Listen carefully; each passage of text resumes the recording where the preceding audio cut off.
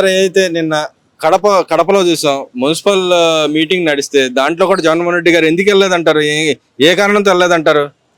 జగన్మోహన్ రెడ్డికి వచ్చి ఆంధ్రప్రదేశ్తో పని అయిపోయింది. ఇంకా 3 సంవత్సరాలు ఆయన నిద్రపోవాల్సిన పని ఉంది. ఆ నిద్ర కూడా పోయిన తర్వాత మేల్కొని వచ్చి వాళ్ళ నాయకులందరూ కూడా అప్పుడప్పుడు వస్తాడు, కనిపిస్తాడు, మీరు ఇది చేయండి అంటాడు. ఆయన వెళ్ళి బెంగళూరు ప్యాలెస్లో నిద్రపోతాడు. ఆల్రెడీ ఆయన చెప్పాడు, ఇంకో మనకు 4 సంవత్సరాలు ఉంది, 4 సంవత్సరాలు నిద్రపోయిన తర్వాత మనం వచ్చి ఇక్కడ ప్రజాపాలన చేద్దాం, మళ్ళీ మనం అధికారంలోకి వస్తాం అనే భ్రమలో ఉన్నాడు. కాబట్టి ఇట్లాంటి మీటింగ్లన్నిటికీ ఆయన రాడు, వాళ్ళు పంపించాలని పంపిస్తాడు అంతవరకు. అంటే గతంలో చూసాం, ఏది చంద్రబాబు నాయుడు గారు ఉన్నారు, ఆయన సొంత నియోజకవర్గంలో తిరగట్లేదు, వాళ్ళకి ఏం చేయట్లేదు అని చెప్పి అన్నాడు. మరి ఈయన చేసే వ్యవహారాన్ని ఎలా చూడుతుంటారు ఇక్కడ రెండు కంపేర్ చేసి? ఈయన ఒకటే మాట చెప్పాడు, మేము 175కి 175 సీట్లు గెలుస్తాం, చంద్రబాబును కూడా ఓడిస్తామని. ఆ కాన్ఫిడెన్స్తో ఉన్న వ్యక్తి కంటే మనం ప్రజల పరంగా వాళ్ళు ఏ విధంగా బుద్ధి చెప్పాలో, ఏ విధంగా చేయాలో చేశారు. అట్లాంటి వాడికి ఏంటంటే ఈరోజు అవగాహన కేవలం ఏంటంటే జగన్మోహన్ రెడ్డి అవగాహన రాహిత్యం. అతనికి ఏం లేదు, పాలన వచ్చిందా, దాచామా, దోచుకున్నామా, తిన్నామా, వాళ్ళ ఎమ్మెల్యేలు ఉన్నారు, వాళ్ళని పంపించాము, 4 మాటలు చెప్పి ప్రభుత్వం మీద బురద చల్లామా, అంతవరకు అతనికి కావాల్సింది. అంటే ఇక్కడ మీరు దోచుకున్నాం అన్నారు, కానీ ఈ గవర్నమెంట్ మోసం చేస్తుంది, వీళ్ళ మీద 3 మీద 420 కేసులు పెట్టాలా అని చెప్పి అంటున్నాడు. తీసుకురమ్మనండి, ప్రూఫ్లు చూపించమనండి, తీసుకురమ్మనండి. తీసుకొచ్చి అట్లాగే చంద్రబాబు నాయుడు మీద, లోకేష్ మీద, పవన్ కళ్యాణ్ మీద ఎక్కడైతే దోచుకున్నారో మరి వీళ్ళ మంత్రులు మీడియేటర్లు ఉన్నారో, లేకపోతే ఈ నాయకుడే మీడియేటర్లు ఉన్నాడో, లేకపోతే సజ్జల రామకృష్ణారెడ్డి చూశాడో, అవన్నీ కూడా ప్రూఫ్లు తీసుకొచ్చి జనాలు చూపించి అరెస్ట్ చేయమనండి. అంటే ఇప్పటికీ మనం చూస్తాం, జగన్మోహన్ రెడ్డి గారు ఏదో వస్తారు, 1 గంట 2 గంటలు లేకపోతే 3 గంటలు ప్రెస్ మీట్ పెట్టి వెళ్తాడు. దాని తర్వాత మళ్ళీ వెళ్ళి అబ్స్కాండ్ అయిపోతాడు, కొన్ని రోజులు కనపడదు. తర్వాత మళ్ళీ వచ్చి ఇంకో ప్రెస్ మీట్ పెట్టి నేనే వస్తున్నాను, నేనే వెనకాల మీ వెనకాల ఉంటా, నాతో పాటు మీరు కూడా నడవండి, నాకు బలం ఉందని చెప్తా ఉంటాడు. దాన్ని ఎలా చూడుతుంటారు? అసలు ఏ ధైర్యంతో ఆయన అలా మాట్లాడుతున్నాడు? ఏం లేదు, జగన్మోహన్ రెడ్డికి తెలిసింది ఒకటే, ప్రజలను మభ్య పెడతాం, వాళ్ళ నాయకులను మభ్య పెడతాం. అందుకని ఈరోజు మీరు చూసుకుంటే వాళ్ళ నాయకులు ఎంతోమంది బయటకు వచ్చేస్తున్నారు, వెళ్ళిపోతున్నారు. ఆ లైన్లో మొన్న ఎక్కడ దాకా ఎందుకు వాళ్ళ నాయకుడు అంబటి రాంబాబు వెళ్ళాడు, తిరుమల తిరుపతి దేవస్థానానికి భోజనం చేశాడు, ఇక్కడ ఎంతో శుచిగా శుభ్రంగా ఉంది అన్నాడు. అంటే వాళ్ళ పాలన బాగుందో మన పాలన బాగుందో వాళ్ళ నాయకులే చెప్తున్నారు. అట్లాంటప్పుడు రేపు పెద్దిరెడ్డి రామచంద్రారెడ్డి కూడా పార్టీ మార్టాకి సిద్ధంగా ఉన్నాడు. ఈయన నిద్రపోతానే ఉంటాడు, వాళ్ళ నాయకులు వెళ్ళిపోతానే ఉంటాడు, జనాల్ని భ్రమ పెడతాను అనుకున్నాడని ఆయన భ్రమలో ఉండిపోతున్నాడు. అంటే ఇక్కడ నా కార్యకర్తలు ఉన్నారు, రప్ప నరుగుతాను, నా వెనకాల ఉన్నారు, నాకు 40% పైన ఉంది, ఈ గవర్నమెంట్కి ఏం లేదు, పవన్ కళ్యాణ్ విడదీస్తే నేనే గెలుస్తాను ధైర్యంతో మాట్లాడుతున్నాను అనొచ్చా? ఇక్కడ వాస్తవంగా ఏంటంటే వీళ్ళది నరుకుడు బ్యాచ్, రప్ప నడుక్కొని వెళ్ళటం తప్పితే ఇంక రెండోది ఏమీ చేత కాదు. జనాల్ని చంపాలి, వీళ్ళకి సొమ్ము కావాలి, దోచుకోవాలి. అంతకుమించి జగన్మోహన్ రెడ్డికి వేరే విషయం ఏం తెలియదు, పాలన తెలియదు, వేరే తెలియదు. అందుకని చెప్పేసి పాలన చేసే వాళ్ళ మీద నిందలేయటం సులువు, పాలన చేయటం కష్టం. ఆ పాలన చేసే వాళ్ళ మీద నిందలేయటం చాలా సులువు. అది వేయటం వరకు జగన్మోహన్ రెడ్డి తెలుసు. ప్రజల్ని భ్రమలో పెడదాం అది ఇది అనుకుంటా. జగన్మోహన్ రెడ్డికి అనుమలో ఒక సైకో బ్యాచ్ ఉంది. ఆ సైకో బ్యాచ్ని వదిలి ఎవరిని ఏదైనా చంపగలడు, చేయగలడు, ఈ రాష్ట్రాన్ని నాశనం చేయటానికి ఇంకొకసారి నేనే వస్తానని చెప్పి ప్రజల్ని భ్రమలో పెడదామని చూస్తున్నాను. కానీ ఈసారి ప్రజలు అంత పిచ్చితనంగా లేరు, భ్రమలో లేరు. అంటే ఇక్కడ కార్యకర్తలు వాళ్ళు భయపడుతున్నారు, జనాలు భయపెట్టే విధంగా చేసి గెలుస్తాడంటారు. అసలు ఇంకోసారి జగన్మోహన్ రెడ్డి ఇంకో 30 సంవత్సరాలు, ఇంకోసారి కదా ఇంకో 30 సంవత్సరాలు కదా, ఒక్కసారి ఈ ఆంధ్ర రాష్ట్ర ప్రజలు ఈరోజు కాంగ్రెస్ని ఎట్లా చీకొట్టి పంపించారో జగన్మోహన్ రెడ్డి పరిస్థితి కూడా అదే పరిస్థితి. అదే విధంగా చూస్తుంటే పరకాని వ్యవహారంలో ఏదైతే దొంగతనం చేసాడో, చిన్న దొంగతనాలు అదేముందిలే 70,000 కదా అంటున్నాడు. కానీ ఎవరైతే దొంగతనం చేశాడో అతను, సార్ నా వల్ల మహాపాపం జరిగింది, దేవుడికి అన్యాయం చేశానని చెప్తున్నాడు.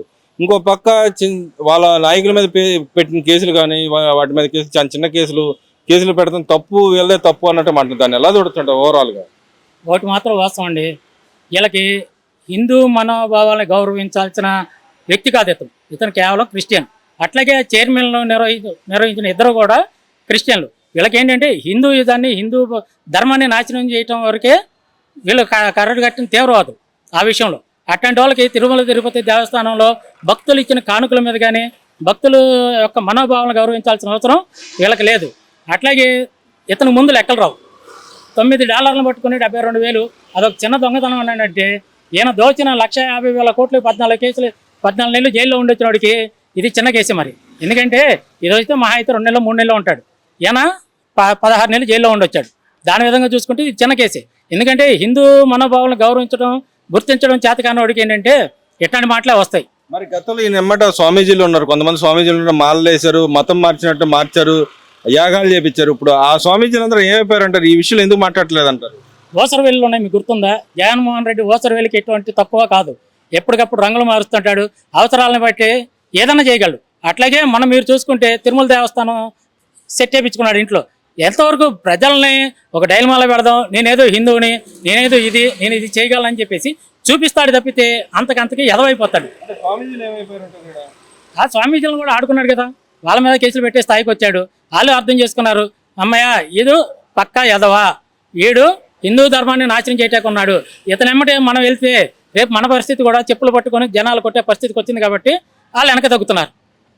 అదేవిధంగా చూసుకుంటే లడ్డు వ్యవహారంలో కూడా ఎవరైతే ఉన్నారో మాజీ చైర్మన్ ఉన్నాడు, ఆ ఈవో డిప్యూటీ ఈవో కూడా నిన్న చెప్పేశాడు సిటీ దగ్గర, నేను చెప్పిన కల్తీ లడ్డు 9 వస్తుందని చెప్పినా కూడా ఆయన ఆ మాట అనలేదు, అలాగే నడిపించారని చెప్పి ఆయన చెప్తున్నాడు. దాన్ని ఎలా చూడుతుంటారు? ఎలా చూసేదే ఉంది, అతను పిఏ వచ్చి కేజీకి 25 రూపాయలు లంచం అడిగితే అదే బోలే బాబా కంపెనీ వచ్చి ఇతనికి కంప్లైంట్ చేశారు. ఆ కంప్లైంట్ చేసినప్పుడు కూడా ఇతను కనీసం పట్టించుకోకుండా ఆ కంప్లైంట్ బొట్ట దాఖలు చేసి ఇతను ఆ కల్తీని కంటిన్యూ చేశాడంటే, ఇతను ఏవో వచ్చి ఇంకొకరు వచ్చి చెప్తే వీళ్ళు ఇనే రకాలు కాదు, వీళ్ళు ఏంటంటే తోలు మందం, ఇలా కావాల్సింది ధనం తప్పితే వేరే ఏం లేదు. దోచుకున్నా అది దేవుడా ఇంకోడా ప్రజల అనేది వాళ్ళకి అనవసరం. వాళ్ళకి కావాల్సింది డబ్బు.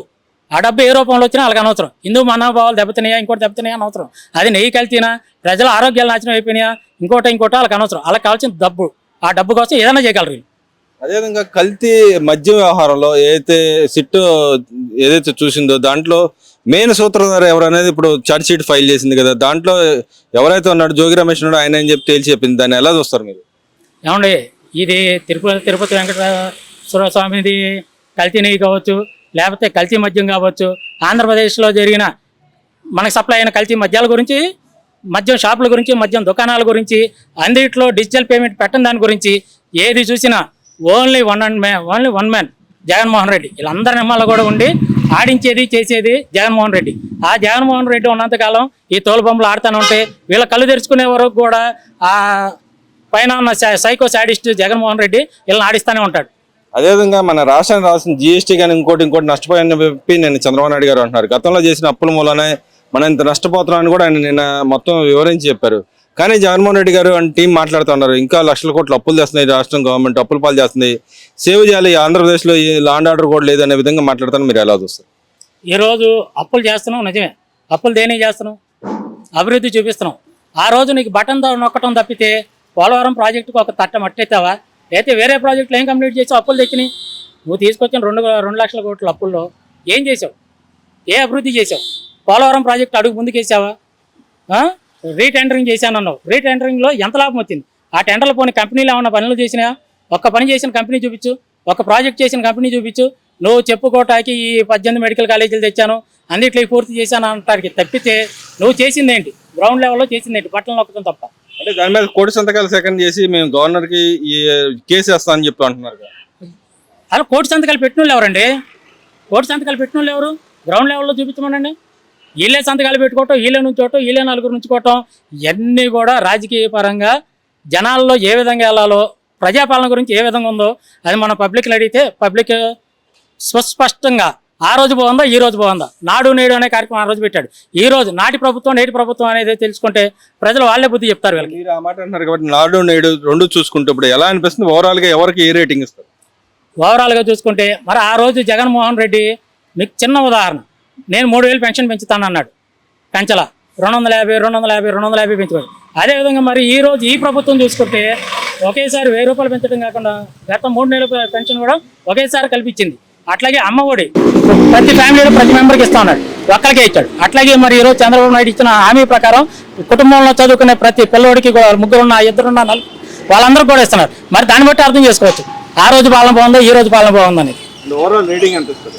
ఓవరాల్ రేటింగ్ అంటే ప్రస్తుతానికి వచ్చేప్పటి ప్రభుత్వం మన రాష్ట్రంలో లోటు బడ్జెట్లో వచ్చింది విడిపోయిన తర్వాత. దాన్ని వచ్చి ఒక స్థాయిలో తీసుకొచ్చిన తర్వాత మళ్ళీ సైకో మధ్యలో దూరాడు, రాష్ట్రం అతలాకుతలం అయింది, మళ్ళీ ఒక ట్రాక్ మీదకి ఎక్కించుకొస్తున్నారు. ఇచ్చే రేటింగ్ అయితే 5 రేటింగ్ అయితే ఇచ్చేవచ్చు, కానీ ప్రస్తుతం మన రాష్ట్రం యొక్క అప్పుల స్థితులు ఏమి చూసుకుంటే 4 రేటింగ్ అయితే వచ్చు. 5కి